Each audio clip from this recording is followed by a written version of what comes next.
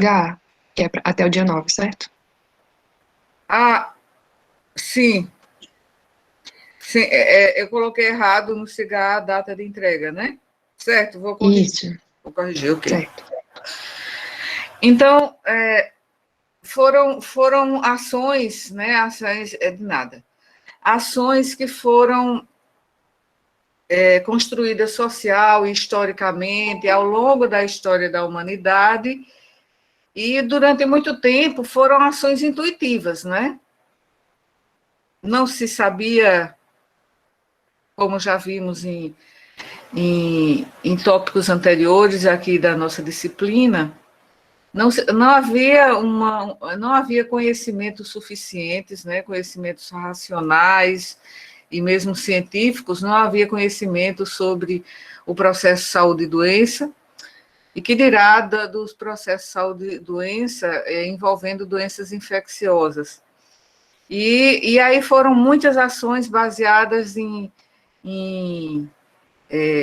ações de tentativa e erro, né?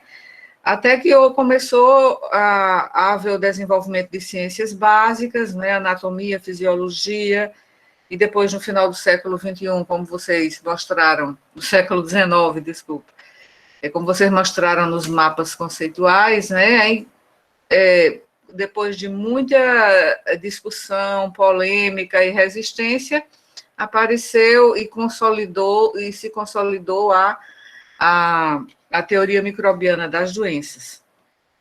Então, e essa história que a gente estuda fornece assim, uma perspectiva para desenvolver uma compreensão, né, de problemas de saúde dos povos, né, ao longo, né, da civilização. E a gente pode visualizar, por meio desse olhar, né, com essa devida perspectiva, né, com olhos do passado, digamos assim, como as sociedades tanto viam, né, percebiam e como lidavam, né, com as doenças. Principalmente quando as doenças infecciosas tinham uma incidência muito maior do que hoje. Então, já inscritos, podemos começar a nossa discussão. Eu vou ficar fazendo pequenas anotações aqui, que é para depois a gente fazer um pequeno feedback a cada 3 contribuições, certo? Então, Certo, podemos... prof. A Camila já se inscreveu. Camila. É a primeira. Bom dia, gente. Bom dia, professor. Bom dia. Camila, só um instante. Melhorou agora. É que estava muito baixo o volume. Ok. O áudio. Perfeito. Melhorou. Agora? Agora sim. Acho que a primeira observação assim, que me chamou a atenção os materiais que a senhora disponibilizou é que o conceito de saúde ele vai evoluindo, né? Como a senhora bem disse, ele vai evoluindo e ele é sempre o reflexo do contexto assim, social, econômico, político e cultural. E esse conceito ele foi evoluindo, até chegar no que a gente tem hoje, né? Que considera as relações do indivíduo no meio e considerando também a complexidade do indivíduo, também a dimensão mental, psíquica. Aí outra observação é que em relação ao conceito de saúde pública, né, que é um conceito atual, é um conceito moderno, mas que teve suas origens, as ideias, ela se originou ainda na antiguidade, desde a época de Hipócrates, ele reconhecia, né, essa relação da doença com o meio ambiente, considerando o clima, o estilo de vida, como influenciava. E como a senhora bem disse, né, que muitas vezes esses conceitos eles foram evoluindo de forma intuitivamente, passando pela racionalidade, até chegar no conhecimento científico. Aí, outra observação que eu queria fazer, que eu também achei interessante, é a respeito da teoria miasmática, né? Porque, assim, a gente acha que por não ser verdadeira, ela muitas vezes não beneficiou a época, mas ela sim beneficiou a saúde pública, né? Já que a partir dela, a partir de suas ideias, foram adotadas medidas sanitárias, como, por exemplo, o enterro dos mortos, e aí depois foram sendo adotadas outras medidas, como o saneamento, e assim foi evoluindo.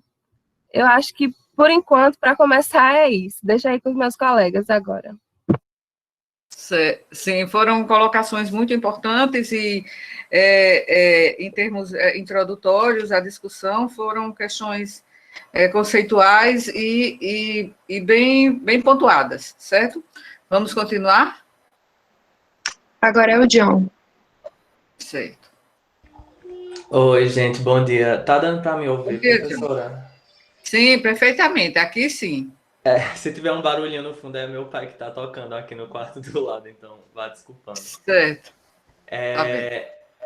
Bem, resgatando isso que Camila acabou de falar, de como a sociedade é reflexo do contexto que ela está inserido, uma coisa que me chama, e também levando em consideração essa relação que ela citou da teoria miasmática servir como um ponto de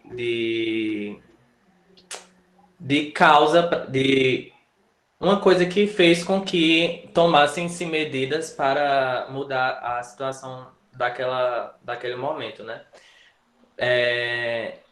O que eu quero falar com isso é daquele início ali, já na Idade Média, final da Idade Média, com a presença da peste, os costumes que aquela sociedade tinha que refletiam a grandiosidade que teve essa doença naquele tempo, né?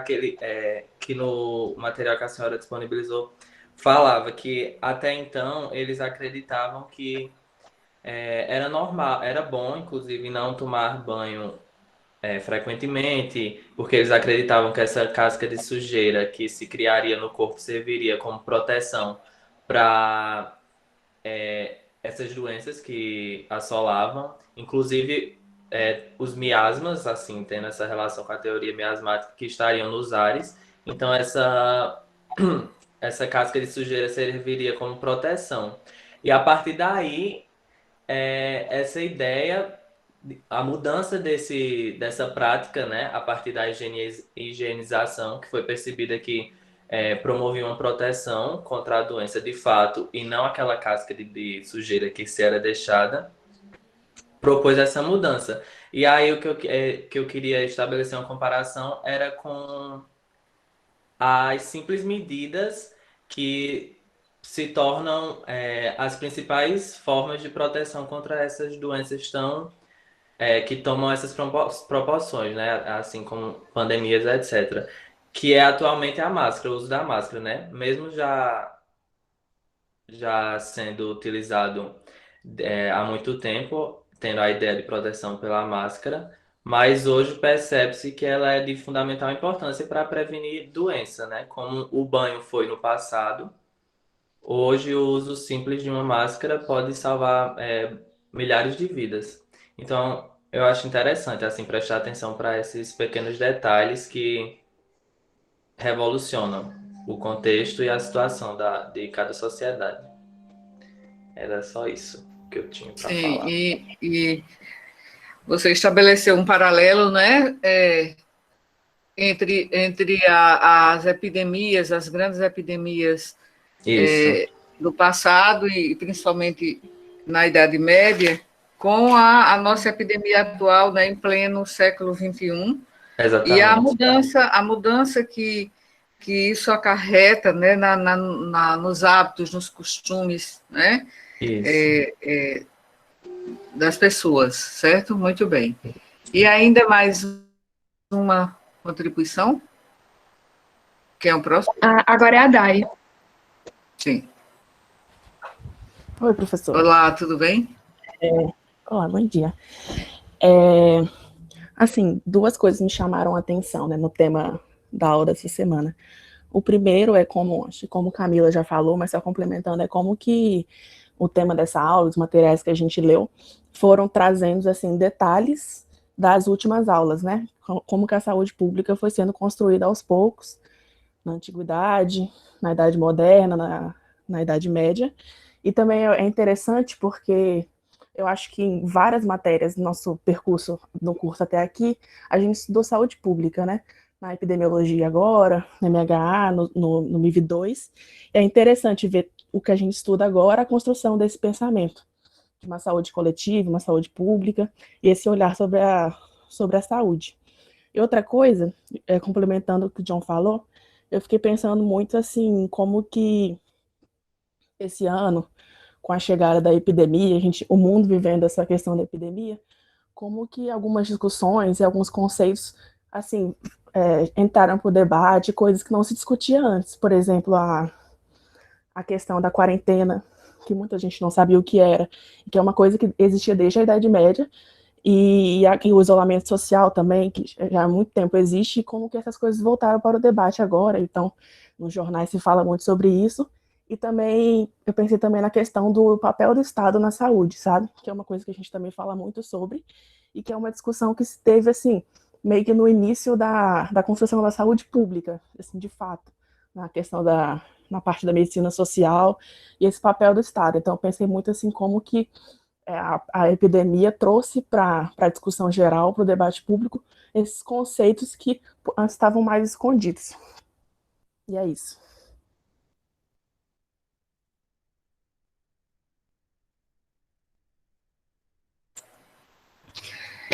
Foram excelentes as colocações que vocês pontuaram agora, e assim, bem pertinentes mesmo, para o início da nossa discussão. E Camila, como eu disse, já começou correlacionando esses conceitos, né, de que o conceito de saúde evoluiu, e essa evolução foi refletindo, né, a sociedade de cada período histórico, né, e o próprio conceito de saúde pública, como um conceito moderno, porém, que já os seus primórdios, seus rudimentos já existem desde a antiguidade, né? Então, a gente viu, por esse material e por outros que vocês possam ter lido, que Hipócrates, né, já tinha muitas ideias, principalmente ecológicas, em relação ao ambiente, a importância do ambiente sobre a saúde das pessoas. E eu tem dois tratados, no Tratado Hipocrático, né, tem dois livros que abordam muito essa questão da saúde pública, sem que seja uma disciplina ainda existente, né? Não era ainda saúde pública como uma disciplina, porque é relativamente nova, mas o livro Epidemias, né, tem um dos livros do Tratado Hipocrático, Epidemias, e o outro, que é Ar dos Ares, Mares e Lugares, né, em que ele aborda, eles, né, os autores do Tratado Hipocrático abordam a questão ambiental sobre a saúde. Então, desde Hipócrates já havia conceitos e medidas voltadas para a saúde, considerando a saúde de uma forma coletiva, né, de uma forma populacional, a questão da saúde pública. E sim, a questão da teoria miasmática, né, acabou, quer dizer, um conceito errado que acabou beneficiando, porque como os miasmas eram tidos como poluição, como ar contaminado, então o ambiente também foi cuidado, mesmo que não se tivesse ideia exata, né, do que causava as doenças infecciosas, mas a teoria miasmática, como precursora, né, eu acho que o John, depois o que ele quis dizer foi isso no início da sua fala, que a teoria miasmática foi precursora da teoria microbiana, precursora não no conteúdo dos seus preceitos, né, das suas premissas, mas no sentido de ser precursora por pensar a saúde de forma coletiva, para evitar doenças à população, à comunidade, e também por daí surgirem medidas que ajudaram, né? Medidas que ajudaram no sentido de tentar drenar pântanos, né? De cuidar mais do ambiente e diminuir a poluição ambiental. Então, foi uma teoria errada, digamos, que beneficiou, né? Enquanto não se desenvolvia, né, uma teoria científica, a teoria microbiana. E o John fez um raciocínio muito, muito interessante, que foi esse confronto, né, com a peste negra, né, que dizimou aproximadamente um terço da população europeia, no século XIV, e depois, né? Mas o surto mais intenso foi ali pelo século XIV, mas depois a peste, né? A peste bubônica, ela voltou, né? Ela ficou voltando. Exato, miraram no que viram e acertaram no que não viram.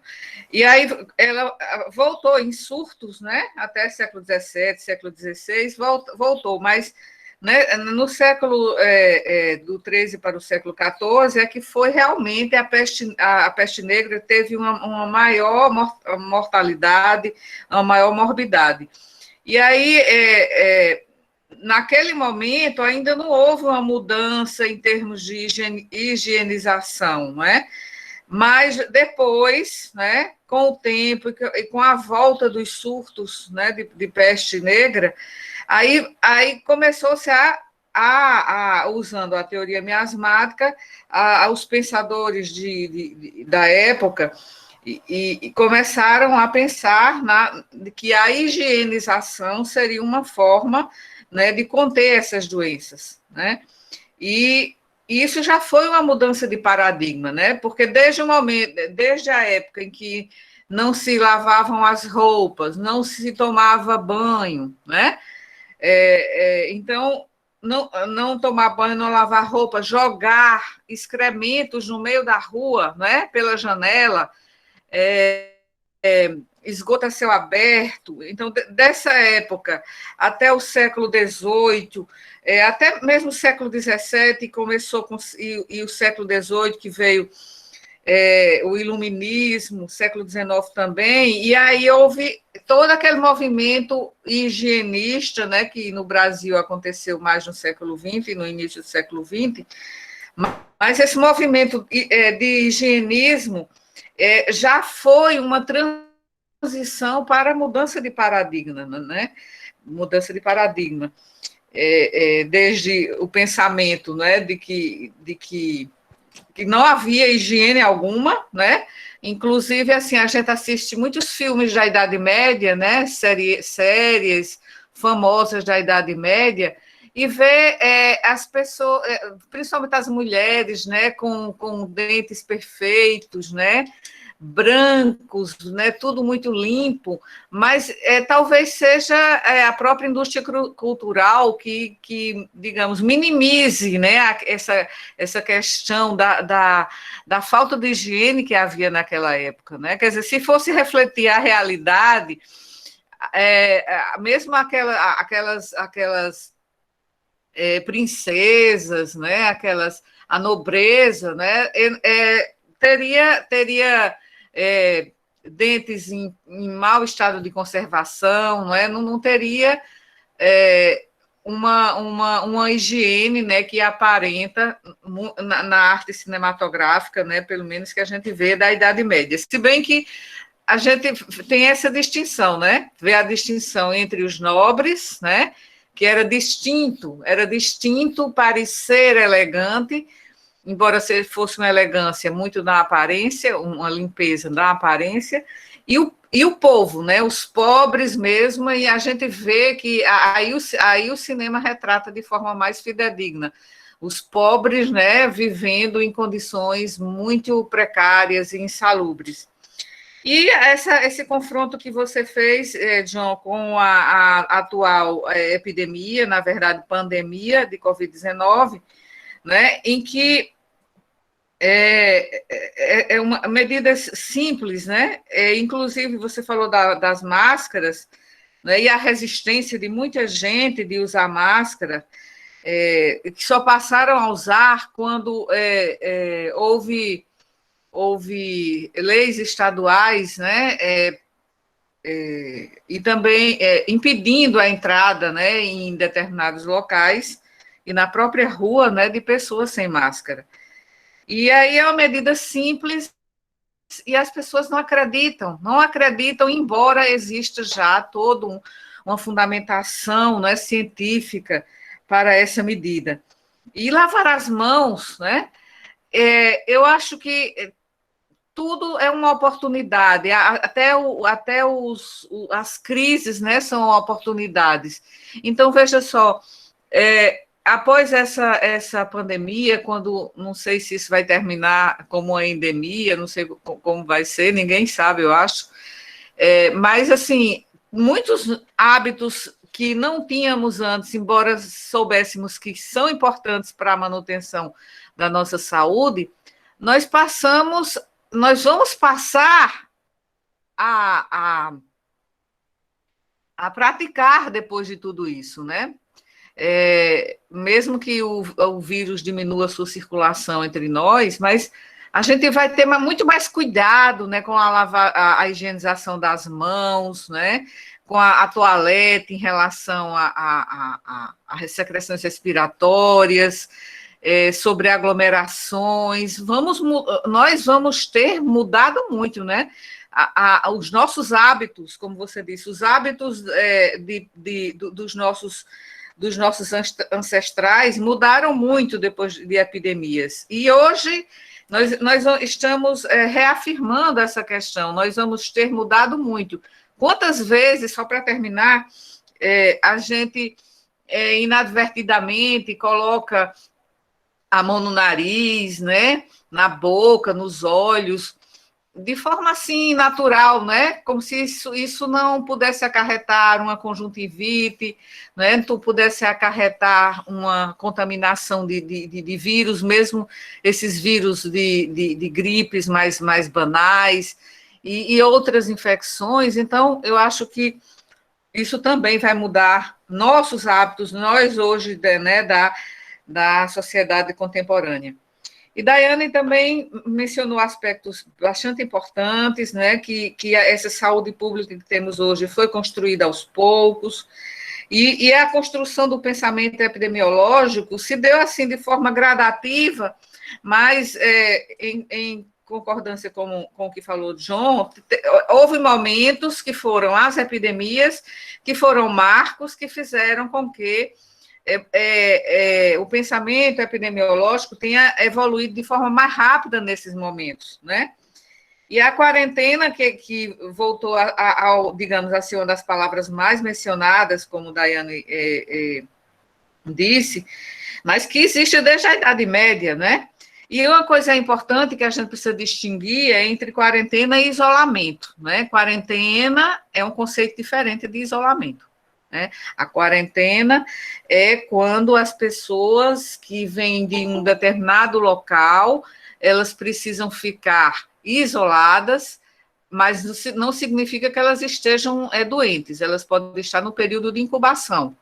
E isolamento é para as pessoas que já estão doentes. Então, a gente usa muito, estamos em isolamento, não é? Mas, assim, na verdade, esse é um distanciamento espacial, né?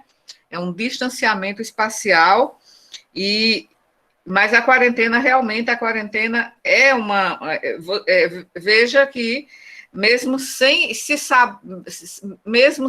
a teoria microbiana científica das doenças infecciosas, na Idade Média, né, se criou a quarentena.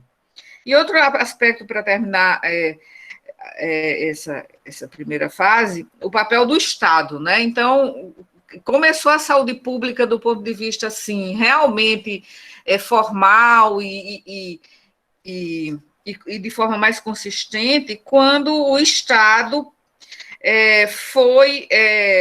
passou a ser o responsável pela saúde da população, né? Então, esse foi um momento, e teve motivos para isso, né? Houve motivos das mais diversas naturezas, mas houve vários motivos para isso.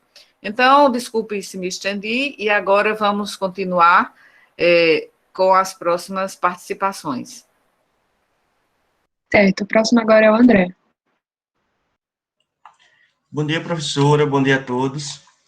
Então, eu acho que, ao meu ver, diante dos estudos, né, a história da saúde pública seria muito atrelada à história das medidas sanitárias, da epidemiologia e das oposições, sabe?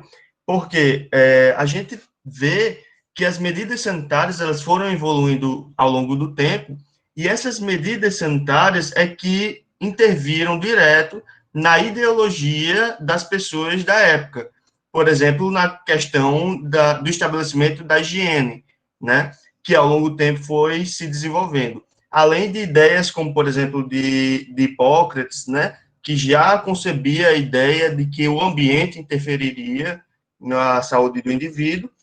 Agora, essas ideias, mesmo dando base e mantendo-se ao longo do tempo, a gente sabe que desde a antiguidade, a epidemiologia, com a chegada da epidemiologia, por volta do século XVII, isso deu uma base mais científica e, digamos assim, mas evidenciou mais esse controle de contágio mesmo.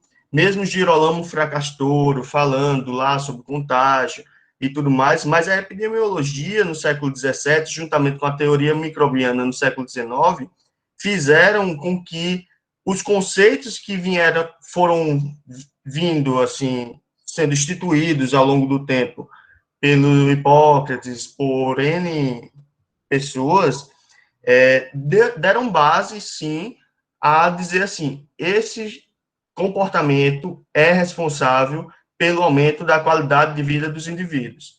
Por exemplo, a gente tem aí o John Grant e o William Pett, que eles falaram sobre a mortalidade, né? A natalidade, falaram sobre os dados populacionais. Isso foi de extrema importância para aumentar a expectativa de vida e, inclusive, o que a gente vinha tendo na história, que seria uma história das epidemias, né, que ainda continuamos com a história das epidemias, mas houve com a epidemiologia, a teoria microbiana, houve um avanço significativo na expectativa de vida dos indivíduos, na instituição de medidas sanitárias, que tornou uma diminuição de doenças transmissíveis para um aumento de doenças crônicas, né? Porque as pessoas estavam vivendo por mais tempo, então tinha mais câncer e assim por diante. Aí, isso eu acho um ponto interessante. O outro, quando eu falo que a história da saúde pública foi uma história de oposições, por exemplo, na época que houve a ideia dos contagionistas e anticontagionistas, né? Porque mesmo tendo base, digamos assim, científica, para comprovar que existia processo de contágio em si, mesmo assim, muitas pessoas não aceitavam. Aí é como a professora falou, como o John falou, que, na verdade, isso vem nos remeter aos dias de hoje, que muitas pessoas, mesmo sendo comprovado, não aceitam essa ideia.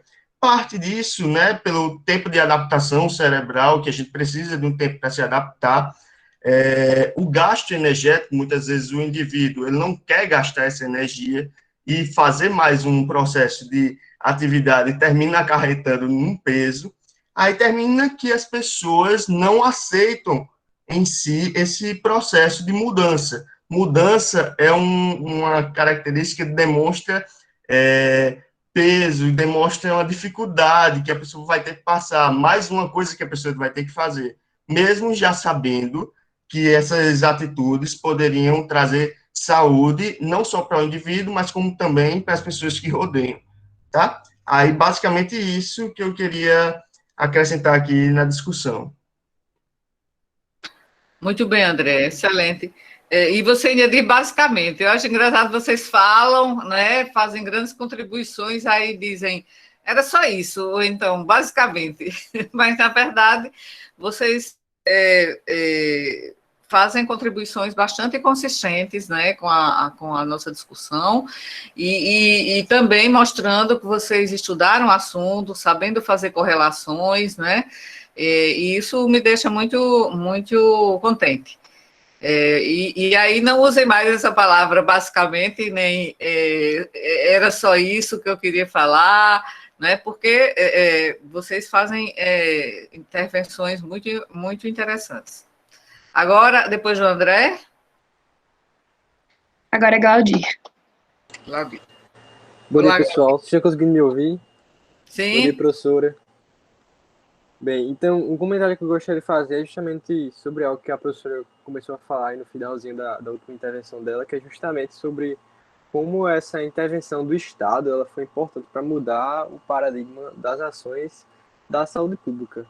A gente viu que ele passou a se colocar justamente como uma figura importante, uma figura até central na adoção dessas estratégias para preservar a saúde da população, se envolvendo nessa problemática. E como a senhora escreveu nos primeiros slides, né, que as populações passaram a ser consideradas como objetos de preservação dos governos. A gente pode perceber isso desde o contexto da política mercantilista. A gente também percebeu isso com o desenvolvimento da estatística, né, que a palavra deriva justamente de Estado, dentro dessa lógica de quantificar as doenças, as suas variáveis. E a gente pode perceber como isso trouxe informações justamente para a promoção de saúde pública no contexto de desenvolvimento do sistema capitalista.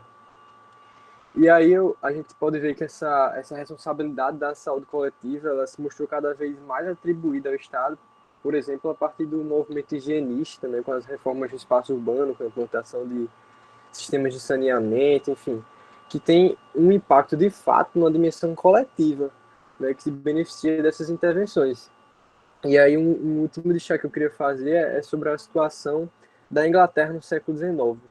A gente viu que a condição de miserabilidade social dentro do crescimento urbano e industrial desenfreado, ela implicava esses problemas de saúde coletivos. E pelo problema de saúde coletiva gerar impacto econômico, isso se viu de motivo para o Estado se preocupar em intervir, né? Então, a minha ideia é justamente mostrar como essa atribuição de responsabilidade da saúde pública ao Estado foi relevante para a adoção dessas medidas de impacto, de fato, coletivo, né? Diferente do que a gente tinha antes. Certo, muito bem, Glaudir. E aí você já tocou em um ponto que é um dos fatores, né, que propiciaram, né, propiciaram e também, assim, incrementaram bastante, né, os movimentos dentro da saúde pública, que é o fator econômico, né, o fator político. E agora, depois de André, Glaudir, quem é o próximo? Agora Carlos. Carlos. Olá, professora, pessoal, bom dia. Olá. Então, os meus comentários estão bem relacionados com essa discussão que o Glaudir trouxe sobre as motivações, né, das ações do Estado ou do governo, né? E quando a gente pensa nessa temática do higienismo, vem à mente, assim, essa ideia de que nem sempre a saúde pública ela está se preocupada apenas com o bem-estar da população, né? Porque no contexto do mercantilismo, agora desse capitalismo, neoliberalismo, a gente vê que o interesse o interesse financeiro, né, sobretudo, ele é preponderante. Então, se a gente pegar aqui no contexto pós-escravatura aqui no Brasil, e agora já no século XX, década de 20 principalmente, então tinha tanto um interesse econômico, o interesse assim, em tornar enfim, o Brasil mais belo, né? Enfim, as cidades, o alargamento das avenidas no Rio de Janeiro, uma coisa que aconteceu também em São Paulo. Então, quais são as motivações, né, para essas práticas de saúde pública? Nem sempre elas são apenas, eles estão pensando apenas no bem-estar da população, né? Porque, de fato, quem toma as ações são os governos, são as elites, então a gente não pode ser, diria assim, inocente em pensar que esses interesses eles não vão falar mais alto. E, além disso, tem a questão do que é o que a gente chama hoje de viés do observador, né, quando a gente está falando de pesquisa. Porque nesse mesmo contexto do higienismo, né, os médicos da época, que pensavam, que realmente as pessoas que pensavam aqui no Brasil, elas tinham um contexto científico que, inclusive, embasaram as práticas de branqueamento, né? Mas não dá para falar que eles estavam sendo... Na verdade, a gente pode até falar que eram práticas racistas, mas elas eram embasadas no contexto científico, que era fortemente enviesado, né, por eles mesmos, pelo olhar desses pesquisadores, né, desses médicos da época. E esse viés de observação ele ainda acontece hoje, né, em várias pesquisas. Agora, nessa pandemia do Covid, a gente viu várias pesquisas, tantas dos pesquisadores que, né, mais progressistas ou conservadores, então eles ainda ocorrem, né. Há um outro ponto que eu queria destacar também, que me chamou a atenção, foi o que o Claudio também colocou, que foi o início, né, do uso da estatística, né, que, enfim, trouxe vários benefícios e que hoje também, novamente, nessa pandemia, ele também foi muito, muito importante, né. E é interessante isso, você ver um profissional de uma área, né, de uma área que a gente diz exatas, né, influenciando as decisões dos políticos e auxiliando os médicos também. E isso é uma coisa que, né, cada vez mais vai se intensificar e, enfim, e no futuro a gente vê várias outras áreas, como, por exemplo, a robótica, né, no desenvolvimento de cirurgias, e agora também no uso dos dados, né, dos grandes dados, né, influenciando na tomada de decisão. Então, eu acho que são pontos interessantes da gente pensar. E eu finalizo aqui. Obrigado. Sem dúvida, são pontos muito interessantes, né? E a gente sempre que está enfocando algum período histórico ou enfocando alguma temática dentro da história da medicina, a gente sempre vai fazer correlações com a política, com a economia, né, com a questão do poder, né, as diferenças de poder entre a classe dominante e a classe desfavorecida, né, a classe pobre. Sempre vai haver como pano de fundo todo esse contexto, né, que é tão evidente, né? Então, e o que determina muitas vezes, né, mudanças políticas, e que determina também o maior empobrecimento da população e o enriquecimento de uma minoria. Então, sempre tem como pano de fundo essa questão socioeconômica e política. Então, André falou sobre a epidemiologia, né, que é importante também falar do nascimento da epidemiologia, né, dentro da história, dentro da saúde pública, né, uma das disciplinas, né, da saúde pública. Então, foi importante focalizar, né, elementos precursores, né, do que constituiu a epidemiologia no seio da cultura ocidental moderna, né? E a gente, já que ele falou da questão da história da saúde pública, atrelada ao próprio nascimento da epidemiologia, a gente lembra, né, que há 3 pilares, né, na epidemiologia, pelo menos até onde eu estudei, né, porque eu estudei epidemiologia assim de forma mais detida, já faz muito tempo, mas que eu lembre, era a epidemiologia clínica, né? A estatística que aqui foi mencionada já por André, por Claudir, por Carlos, e também a medicina social, né? Então, a estatística e a bioestatística em especial, mas tudo nasceu a partir da estatística, são o nascimento dessas 3 disciplinas foram extremamente importantes, porque são os 3 pilares da epidemiologia e que a epidemiologia como uma das vertentes, né, da saúde pública. Então, muito interessante analisar a evolução da epidemiologia como uma disciplina científica, né, e depois a sua consolidação como um eixo fundamental, né, do campo da saúde coletiva. Então, foi muito importante essa sua colocação, e também a influência, né, das ideologias de cada época, e como é importante também a gente atentar para as resistências que existem às mudanças de comportamento, né? Então, você falou da questão das oposições, as oposições que foram muitos embates, né, que vocês viram na questão da teoria microbiana versus teoria miasmática, biogênese versus abiogênese, e todos esses embates foram fruto justamente da resistência à mudança, porque a mudança de paradigmas geralmente enfrenta muita resistência, enfrenta muitas barreiras, porque mudar o pensamento é muito complicado, né? E mudar o comportamento também é muito difícil. E aí você lembrou também do nascimento da estatística, né, que justamente veio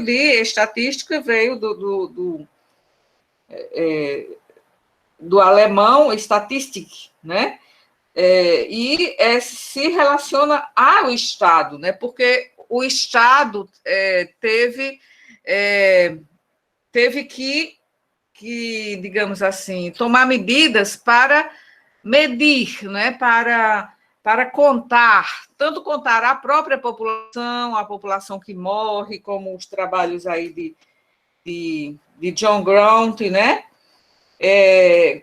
também o trabalho que não era médico, né, mas era membro da Sociedade Real Inglesa, né, e foi um pioneiro, né, embora não fosse da área da saúde, nem ele era um estudioso, né, mas, e também o William Perry, que era médico, e também que começou a coletar dados, mas, assim, veja que nessa época a questão era muito quantitativista, no sentido de medir quantos nascimentos, quantas mortes, né?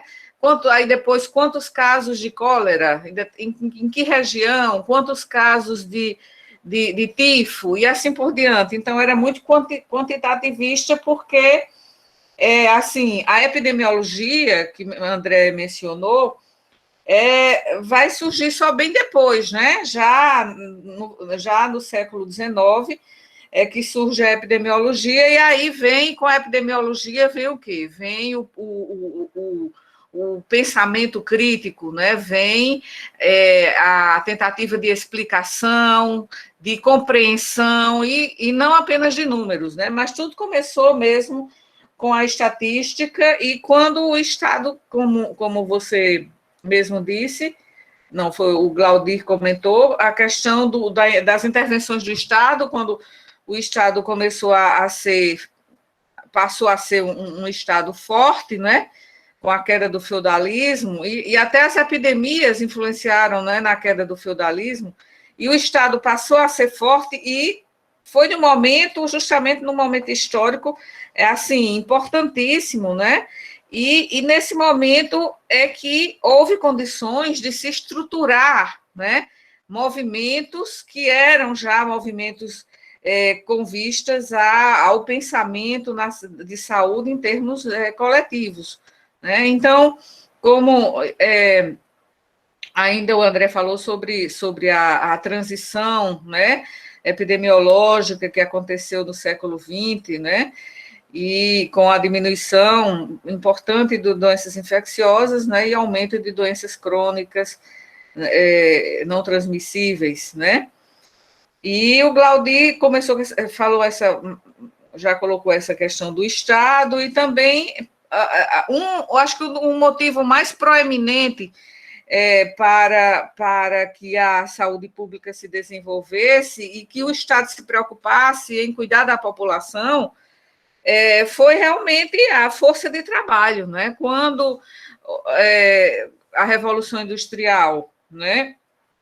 A Revolução Industrial passou a ser uma nova, um novo momento, né, na história, a força de trabalho, a força operária passou a ser muito importante, né? E mesmo colocando aqui no Brasil, né, isso no século XX, né, no início do século XX, quando Rio de Janeiro passou a ser chamado de túmulo dos estrangeiros, porque os imigrantes que chegavam aqui para trabalhar mesmo na lavoura, na agricultura, esses imigrantes, e também como operários de fábricas, esses imigrantes, eles começaram a ter uma mortalidade elevada por causa justamente da insalubridade, né, da capital do Brasil, então, que era o Rio de Janeiro. Então, isso fez com que o governo se preocupasse. Imagina, os navios não iam mais atracar no Brasil, porque havia um risco de contaminação, né, com infecções. Então, tudo isso, né, fez com que o Estado começasse a se preocupar com a força de trabalho, porque a força de trabalho é que mantinha o capitalismo, mantinha a economia, e aí foi que realmente houve a necessidade de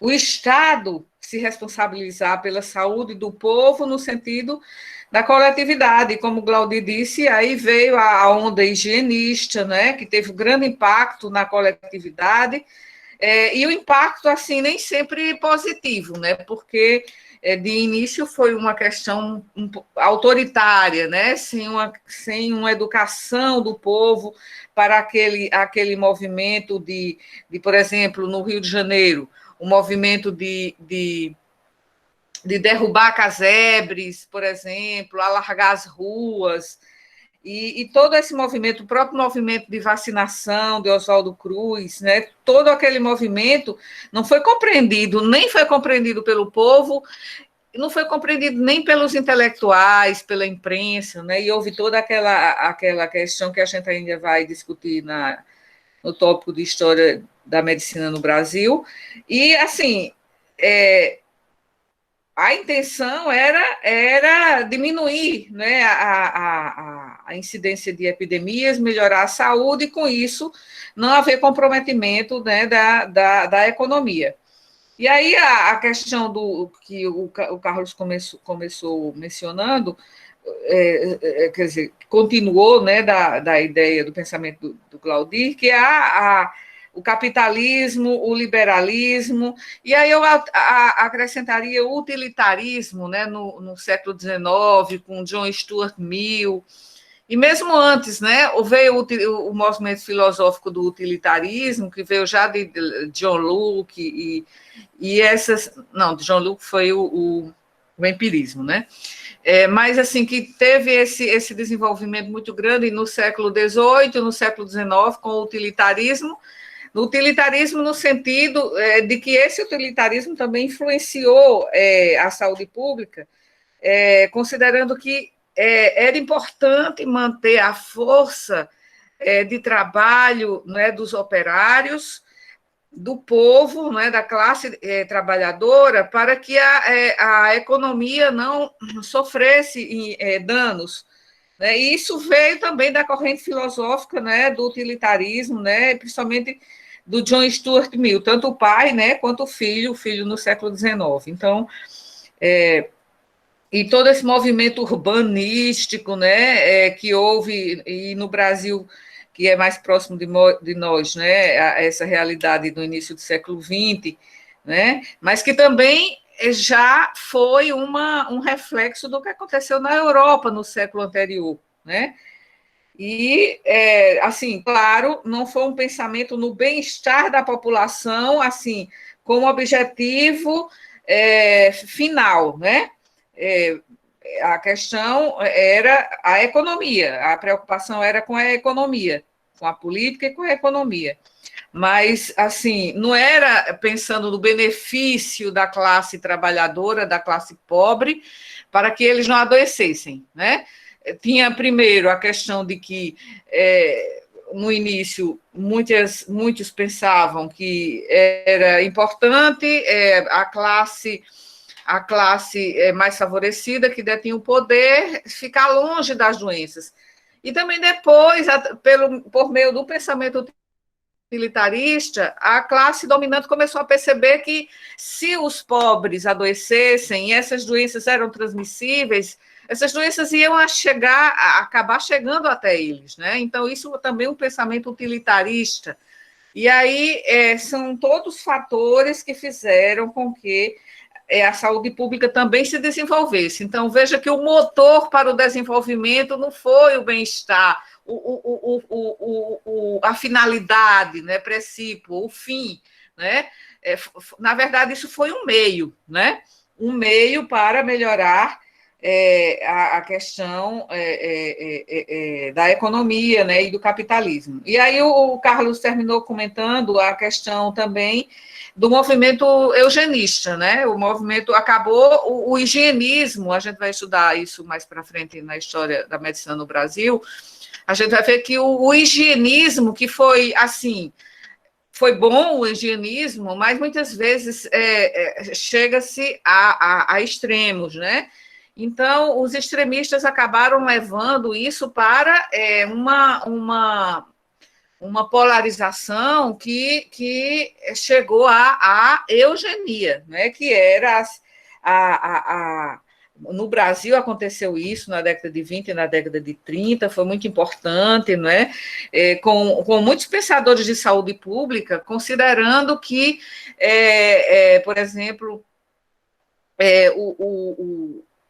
o sertanejo, né? Aquele caboclo que vivia no grandes rincões nos sertões do Brasil, eles adoeciam porque eles eram como se um grupo, né, inferior, né?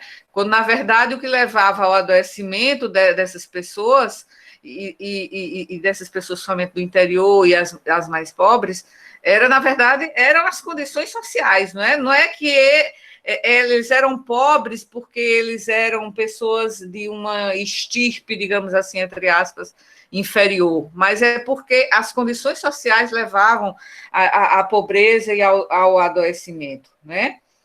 Então, foi muito importante todo esse encadeamento, né, de pensamentos que nos leva a esses desdobramentos todos, né, e que nos levam a pensar em tudo que está assim por trás, né, subjacente ao desenvolvimento da própria saúde coletiva nos seus primórdios, né? Então, muito bem, parabéns à participação de todos vocês, e estamos a 9:01 e mais participações. Quem é que vai agora na ordem de inscrições? Agora sou eu, professora. Bom dia, gente. Eu anotei algumas coisas aqui para comentar. Primeiramente, eu queria falar sobre a relação da matéria que a gente está estudando justamente com a epidemiologia, que já foi comentado um pouco, que a gente estuda na epidemiologia a evolução, né, das teorias do processo de saúde e doença, e aqui a gente vê justamente a justificativa disso, do porquê que o modelo biomédico acreditava numa ideia unicausal, que é justamente por causa da teoria microbiana, que a gente estudou agora, e eu achei muito interessante essa relação entre as matérias que a gente acaba fazendo aqui, no mesmo período, né? Outra coisa que eu queria comentar é a estatística, já foi comentada agora no comentário que a professora fez, mas o crescimento da estatística com a ideia de quantificação da doença, que veio justamente com o Estado mais centralizado, e o quanto que isso foi importante para o desenvolvimento da epidemiologia no século XIX. O surgimento da estatística no século XVII, né, e a epidemiologia no século XIX, e um exemplo disso, que estava no material que a professora disponibilizou, foi os sanguessugas, né, que achavam que eram eficientes para pneumonia, e que quando começou a fazer a quantificação, quando começou a fazer a estatística da doença, percebeu que não era tão eficiente assim.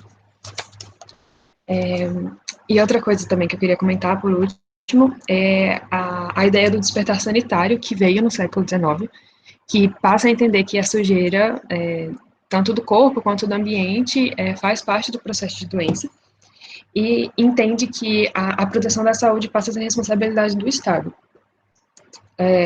E, além disso, começa a fazer a relação entre as condições sociais da população com as doenças.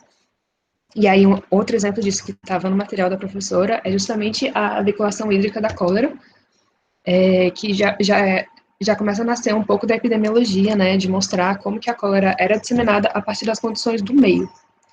E, nesse contexto, a gente começa a falar da importância da promoção da saúde para as melhorias das condições de saúde da população. Uma frase que estava no material da professora que eu achei muito importante é que as melhorias das condições de vida da população não veio pelas medidas curativas, sim pela promoção da saúde. E dentro dessa ideia de promoção da saúde, a gente tem 2 eventos muito importantes, que eu acho relevante a gente comentar, que é o informe Lalonde, se eu não me engano, que começa a falar sobre os determinantes do processo de saúde e doença e da influência dos fatores ambientais e dos comportamentos sociais no processo de saúde e doença, e também da Conferência de Alma-Ata, que começa a falar sobre a atenção primária. Então, a gente começa a ver prevenção e promoção da saúde sendo falada numa dimensão maior, e o tanto que isso é importante para a nossa população, para a nossa sociedade, né, ter chegado onde ela chegou até hoje. Então, eu acho muito interessante a gente comentar sobre esses 2 fatores aí, e é isso que eu queria comentar. E a próxima é a Nádia. Certo, muito bem. Então, ato contínuo, já vamos passar para a Nádia, mas o que você colocou também foram aspectos assim que contribuem bastante com a nossa discussão. Nádia, por favor. Bom dia, turma. Eu vou voltar um pouquinho, tanto na discussão quanto no tempo cronológico, para tentar levantar uma hipótese de como o papel dessa teoria miasmática não foi tão coincidental assim na Idade Média. A gente sabe que a teoria miasmática ela tem seus primórdios lá na Antiguidade, mas ela só vai se desenvolver mesmo posteriormente, para realmente se aplicar em larga escala. E aí, assim, imaginando que somos viajantes no tempo, que temos uma máquina do tempo que poderia nos levar para uma cidade da Idade Média. Chegando nessa cidade e percorrendo suas ruas, nós seríamos afetados fortemente pelos cheiros das ruas da Idade Média, porque tinha urina, restos de animais, porque os açougueiros, eles cortavam e jogavam os restos na rua mesmo, entre tantos outros dejetos. E aí nós, nessa nossa vivência atual, nós seríamos afetados fortemente pelos cheiros desse ambiente. Só que para a população local, era uma situação contínua, ou seja, existia uma certa dessensibilização do olfato, como nós podemos notar para o estudante de medicina, num laboratório de anatomia cheio de formol, ao longo do tempo ele vai ficar um pouco mais dessensibilizado a esse cheiro, como se nós viajássemos para a Índia, por exemplo, nós seríamos afetados pela poluição aérea mais fortemente que a população local, e aí tem-se essa dessensibilização do olfato, e chamar a atenção através da teoria miasmática para esses cheiros que estão presentes no cotidiano acaba fazendo com que seja um aspecto notável e que voltem à tona as reformas, as medidas sanitárias, seja elas de ventilação, de transição dos locais de sepultamento para cemitérios mais isolados, entre outras coisas. E aí tem-se essa hipótese para como essa teoria pode não ter tido um papel tão coincidental assim na mudança do paradigma.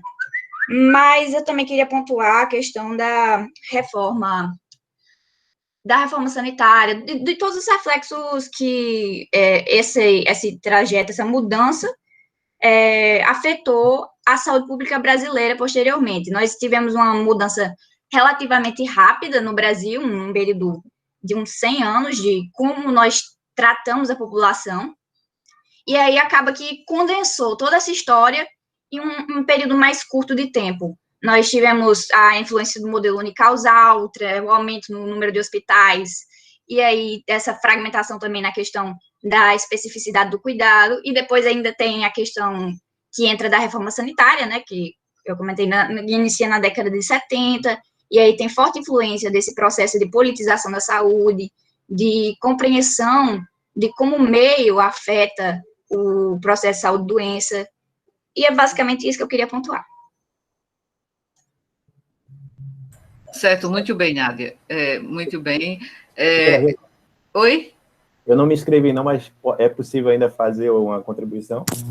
Sim, mas vamos pela ordem, só para não, acabou, professora. A Nádia era a última inscrita. Tudo bem, claro, nós estamos ainda em 9 em 8, embora assim a gente tente terminar antes do horário, porque vocês também têm uma carga horária dedicada à leitura, né? Então, mas ainda dá para você participar, por favor. Pronto. Bom dia a todos. Bom dia, Ramon Milton. Eu fiquei um pouco por último, fiquei com pouca coisa para falar, mas ainda dá para fazer algum encaixe aqui, porque eu ia falar em relação às condições de saúde pública na Idade Média, né? Principalmente por causa as imagens que tinham, né? Das comunidades, basicamente com sujeira na rua, dejetos, e aquela situação de uma certa até favelização, vou dizer assim, fazendo uma comparação bem grosseira. E comparar com os nossos dias atuais, porque aquelas situações de saúde pública na Idade Média, a gente encontra aqui nos nossos bolsões de pobreza aqui de João Pessoa, do Brasil, da África e dos países subdesenvolvidos. E nisso, o que ocorre? Naquela época da Idade Média, ainda não se sabia o tanto quanto aquilo ali fazia influência na saúde humana, no processo de saúde e doença. Só que hoje se sabe o tanto quanto isso influencia, e mesmo assim a gente consegue verificar os mesmos quadros, praticamente, né, guardadas as devidas proporções, ocorrendo aqui no nosso quintal, ou até na nossa frente, ou até na nossa própria comunidade. E é uma questão também de visualização de saúde pela parte política, porque eu ia também fazer até o adendo com a questão da guerra da vacina, mas a guerra da vacina não teve aquele viés de cuidado da população. O viés foi mais um viés econômico, como a senhora bem aí expôs. E vai continuar assim, se não tiver nada que interesse economicamente os governos para que aquela área ou determinada situação daquela área valorize ou que dê retorno econômico, vai continuar os bolsões de pobreza, vai continuar as situações de população com esgoto a céu aberto, sem água encanada, sem sistema de esgotamento sanitário, vivendo com lixos, né? Lixo em suas portas, com fezes, com tudo, como praticamente era há mais de 300 anos, por aí, né? Mais ou menos isso, 1700, 1600, por aí. Então, o adendo que eu queria fazer não mudou muito em relação a determinados locais, não. O que a gente tinha na Idade Média, como sendo uma condição de gravidade, né? E de ocorrência de problemas de saúde por causa da própria situação da população, com o que a gente tem hoje aqui em 2020. Era isso, professor, que eu ia colocar. Muito bem, ótima reflexão, Romulo Newton. E a mais pura realidade, né? A mais pura realidade. Vamos só para terminar esse último ciclo, e aí a gente conclui nosso colóquio. Yasmin fez considerações assim bastante importantes, né? E fez uma correlação, uma coisa que a gente sempre devia fazer, que era integrar, né? Integrar o que a gente aprende em uma disciplina com o que a gente aprende em outra disciplina, né? Uma integração que, ainda que essa tenha sido uma das finalidades da reforma curricular de 2007, isso acabou não acontecendo, né? No curso, aconteceu apenas em algumas ilhas, né, digamos assim, mas não acontece correlação entre as disciplinas. E a questão que ela colocou do modelo biomédico, que ainda hoje é hegemônico, né, embora já estejamos tentando, né, e vendo tentativas de mudança, né, desse modelo biomédico para um modelo biopsicossocial e centrado no usuário do serviço de saúde, mas ainda é um modelo biomédico predominante, e isso que foi repercussão justamente da própria evolução, não é? Em termos de saúde, no século XIX e também lá no século XVI, XVII, com a Revolução Científica, porque foi a partir daí que nasceu, como a gente já discutiu antes, não é? O pensamento reducionista, né? Mecanicista, né? De Newton, de Descartes, de Galileu, não é? Todo esse pensamento que deu origem à ciência, mas, ao mesmo tempo, moldou a medicina, né? Porque houve um momento que foi muito importante, né? Esse pensamento, o pensamento focado na biologia, focado no organicismo, teve um momento importante no século XIX, porque havia necessidade de desenvolvimento para que houvesse um entendimento, né, da fisiopatologia, da anatomopatologia. Houve necessidade, mas acontece que influenciou de tal forma que até hoje, né, o que é mais importante para a medicina tradicional, alopática, é a doença, né?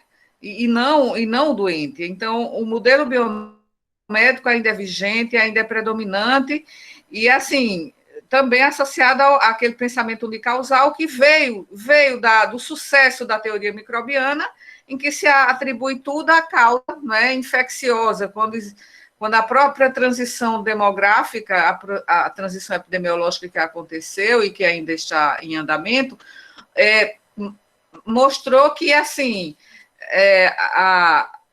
o adoecimento, né, o adoecimento não é só de natureza microbiana, né? O adoecimento, ele é multifatorial, e é assim que tem que ser visto. Mas, assim, foram esses momentos que ocorreram, e até a própria consolidação da teoria microbiana foi muito importante, né? Foi muito importante, mas acontece que não se pode ir para um extremo nem para o outro extremo, certo? Porque se em qualquer área, né, da vida, ou qualquer área da disciplina, das disciplinas de uma forma geral, das áreas de conhecimento da medicina, se formos ser extremistas ou excessivamente biologicistas, ou excessivamente pensar apenas na questão psicossocial, então a gente vai acabar tendo uma atuação que vai ter lacunas, né? vai ter falhas. Então, é preciso que a gente possa sempre ter digamos assim, a parcimônia de perceber que precisamos considerar todos esses fatores, né? Os determinantes sociais da saúde, né, que a Yasmin terminou comentando sobre os determinantes sociais da saúde, e nesses determinantes sociais da saúde também tem os fatores biológicos, né? Então, que a gente considere esse modelo, né, dos determinantes sociais da saúde como um modelo para estar nas nossas mentes, né, no nosso pensamento, para que a gente não vá para um extremo nem para o outro extremo, né? E, falando em extremos, né, Yasmin lembrou da questão das sangrias, né, principalmente dos sanguessugas, que, imagine, os sanguessugas e a sangria, ela foi preconizada como um tratamento, assim, de primeira linha, desde a antiguidade, né, até muito recentemente, até o século XIX. Imagine um paciente com cólera, né, já em choque hipovolêmico, sangria nesse paciente. Um paciente com pneumonia, né, já com déficit, né, no seu processo respiratório, esse paciente ser submetido a uma sangria. Então, o próprio clínico e epidemiologista francês, que é o Louis, né, Pierre Louis, Pierre Louis, ele dentro do pensamento científico, ele fez esse estudo, né? E foi preciso que, por meio do procedimento, do método científico, ele mostrasse que a sangria causava mais danos e mais morbidade e morte nos pacientes com pneumonia do que a não realização da sangria, né, ou a aplicação do sanguessugas. Então, veja a ciência aí, que quando a gente fala, não, a gente precisa sair do modelo biomédico, a gente não vai desprezar, né, todos os benefícios, né, que a ciência, né, a ciência no sentido da ciência positivista, proporcionou ao desenvolvimento, né, da saúde de uma forma geral, né, do cuidado da saúde na medicina.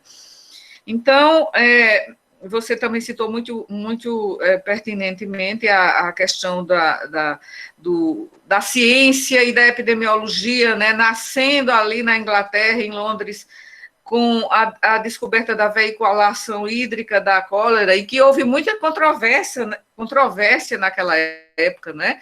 Houve muitos embates entre defensores da teoria miasmática, achando que era miasma que causava a cólera, e John Snow fez aquele estudo histórico, né? E aquele estudo belíssimo que ele fez, mostrando que, na verdade, era relacionado a determinadas bombas de água associadas a áreas onde havia doentes com cólera e levando à disseminação da bactéria, né? E aí o despertar sanitário, né, que foi aí que nasceu mesmo a saúde pública propriamente dita, né, com a epidemiologia, né, que foi essa ideia sanitária no século XIX, de meados do século XIX, né, e que é amplamente considerado esse momento como um período em que a saúde pública atingiu a maioridade, né? Deixou de ter aquelas medidas arcaicas, medidas assim rudimentares, para ser realmente saúde pública, né? E lembrar também, só para a gente lembrar, lembrei falando na veiculação hídrica da cólera, lembrar do John Snow, que John Snow é um dos pais da epidemiologia, né? Ele era obstetra, né? Mas foi ele que teve esse olhar, né? Esse olhar mais atento. Foi ele que viu, né? Ali naquela situação o que é que estava acontecendo, né? Então, por isso que ele é um dos precursores da epidemiologia. E esse despertar sanitário que a Yasmin comentou, né, fez com que muitas autoridades, né, de Londres acabassem providenciando, né, esgotamento sanitário para a cidade, né, embora de início foi meio desastroso, mas que depois foi o que fez com que esses países alcançassem o desenvolvimento, né, foi justamente essa ideia sanitária. E a questão, aí depois, né, já mencionando a questão de que é uma das verdades epidemiológicas e sanitárias que tem hoje, embora a gente sabe que a terapêutica médica salva e salvou muitos doentes, né? A gente sabe da importância que tem a medicina e o tratamento de intervenções médicas, medicamentosas, cirúrgicas de uma forma geral, vamos dizer médicas, mas o que levou a melhora nas condições de saúde das populações foram as medidas de promoção da saúde, né? Foi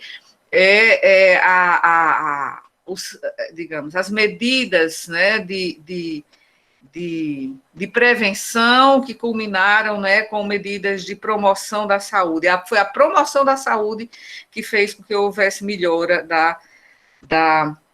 da saúde pública, né? E Nádia retrocedeu um pouquinho para poder a gente pensar em outros aspectos relacionados a essa mudança de paradigma, né? E voltou à Idade Média e lembrou, né, de como na Idade Média havia insalubridade nas cidades densamente povoadas, né? Por isso também que as epidemias, e em especial a peste negra, ela foi mais incidente nas cidades, né? E as pessoas fugiam das cidades por causa da densidade populacional, que aumentava a cada dia, né? E a total falta de infraestrutura, né?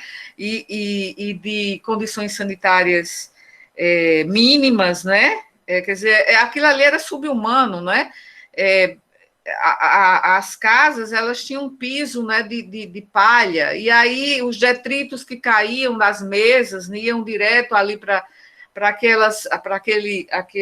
aquele piso, né, e ali proliferavam insetos e atraíam ratos, né, os dejetos jogados, né, na própria rua, quer dizer, aquilo era uma situação, quer dizer, os cheiros ali, né, deviam ser coisas assim, dantescas, né? Só que as pessoas se acostumavam, como lembrou a Nádia, as pessoas não sentiam, porque havia essa dessensibilização, né, do olfato. E aí Romonilton fez, para finalizar, né, como dizem os políticos, para finalizar com chave de ouro, a questão, né, de que a Idade Média é aqui, né? Fazendo parafraseando aquela canção, né? O Haiti é aqui. A gente pode dizer que em muitas regiões aqui do nosso país, a gente pode dizer a Idade Média é aqui. Porque mesmo aqui na Paraíba, quase 50% da população não tem saneamento básico, né? Isso aí é extremamente... Você sabe que eu não tinha ideia desse percentual, até que eu fui a uma missa, e aí o padre falou isso. Aí aí meu marido perguntou, mas é mesmo aqui na Paraíba 50% da população não tem saneamento básico? Isso há 25 anos, né? Mas que continua quase a mesma coisa. Aí eu fui pensar, mas será? Eu pensava assim, 20%, que já é muito, né? E aí, quando eu cheguei em casa, eu fui pesquisar, e realmente 50% da população não tem essas condições sanitárias básicas, né? E assim, vivem, né, abaixo da dignidade, né? Então, essa semana, um aluno do mestrado em um seminário, ele apresentou uma foto de uma região aqui da cidade, de uma área, que tem um bairro muito pobre, vizinho a bairros, né, mais privilegiados, né? Que é ali o bairro São José, que foi reurbanizado, mas mesmo assim ele mostrou uma foto de antes da reurbanização, que foi muito recente.